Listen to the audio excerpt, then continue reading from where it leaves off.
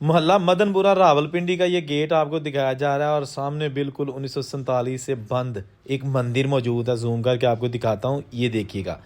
یہ جناب گوال منڈی کے پاس محلہ مدن پورہ، اس کا جو باہر گیٹ لگا ہوا ہے وہ میں دوبارہ دکھاتا ہوں۔ اس کے اوپر آج بھی ہندی انگلش اور اردو میں لکھا ہوا ہے مدن پورہ، یہ وہ گیٹ ہے، ٹھیک ہے جی۔ اس کے اندر تمام تر گھر ہندوؤں کے تھے، جو کہ آج بھی موجود تو ہیں، لیکن یہ اب گھر ہندوؤں کے نہیں رہے، بلکہ 1947 کو جو مسلمان خاندان انڈیا میں اپنا گھر بار چھوڑ کے آئے تھے، یہ ان کو الاٹ ہو گئے ہیں، اور آج تک ان کی تیسری نسل اس گھر میں رہ رہی ہے۔ عالی شان حویلیاں، بہت ہی عالی شان قسم کی ان کی بناوٹ، یہ جناب ہمیں 1947 کے اس پرانے دور میں لے جاتا ہے، جب یہ اپنے دور کا عالی شان نمونہ ہوا کرتے تھے۔